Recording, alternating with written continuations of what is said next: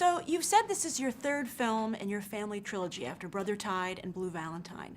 But that's a subject you wouldn't expect a male director to tackle. But that almost seems to be a point, breaking that stereotype of these films. Is that the case? Well, yeah, I'm interested, I've always been interested in families in cinema. I feel like in a family you get to really know the secrets about people, and you get to know people on an intimate level, I feel like I know my family better than I know anybody. And I also think the cinema is the place for those same secrets and intimacies. I mean, you sit in a dark room and you're looking up at the screen and you're seeing all these private moments, and so that's what I try to find in my movies. It's been that way since I was a kid. I used to always try to take pictures of people in my house in arguments when I was a kid, because I felt like those pictures of all of us smiling on the wall were kind of false. I thought that was a bad way to put ourselves out into the world. It didn't seem true to me.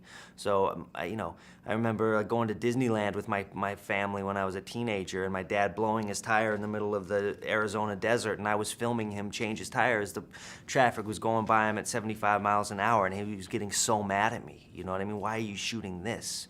I remember shooting pictures of my mom and brother fighting when my brother was 6 years old, wearing his underwear, and my mom is in curlers, and they're just crying and screaming at each other. And I was always interested in telling the true picture of what went on inside a house. Well, I think you've definitely mastered it at this point. But now you're moving into action sequences, and I thought you did a really nice job in this movie with the robberies. How was it filming those? It was great. I mean, my reference point for those robbery sequences it wasn't other movies. It was America's Wildest Police Chases and Cops. That's what I was watching.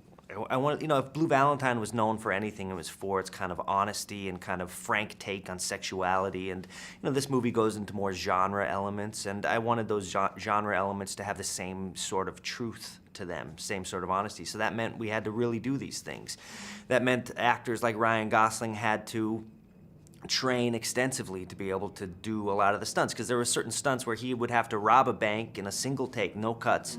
Rob a bank, get out on a motorcycle, try to start the motorcycle won't start.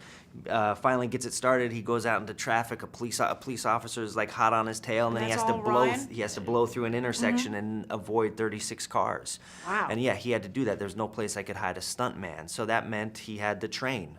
And I remember we had this guy, Rick Miller, who's anytime the Batman puts on the bat suit and he goes on a motorcycle, that's Rick Miller in the bat suit. So he was training Ryan. We were about eight weeks out of production, and he had his first day with Ryan, and I said, after this session, I said, scale of 1 to 10, where would you put Ryan? He said, it's about a 3. And I said, oh, I said, well, you got 8 weeks. Where can you get him in 8 weeks, realistically?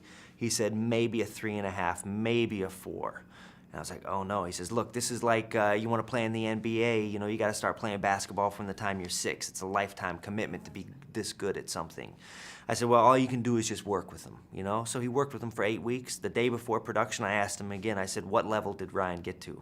He said about a 7. Oh, that's fantastic. So that shows you the magic of Ryan Gosling. He can do things that other people, normal people like me, could never do. My last question for you is, the editor on my show went to the University of Colorado and studied film. Oh, wow. And saw you speak in Phil Solomon's class. Oh, wow. Is it important to you to keep that connection alive with film school and your old professors? Absolutely. Phil Solomon is a good friend of mine. He's one of my lifelong friends, and I had the good fortune of studying under him and, studying under Stan Brakhage and, many other great professors. And so I still try to go back there, as much as I can, and, as long as they'll have me back. When I went to film school there, I was disappointed because I wanted to go to USC or UCLA or NYU, I used to sleep under a picture of Martin Scorsese when I was a kid, and so I wanted to follow in his footsteps, or, Coppola's footsteps, or Lucas's footsteps, and, we couldn't afford to go to one of those film schools, so we kind of settled on the University of Colorado, because I'm from Colorado. It was a, local school, wasn't that much money.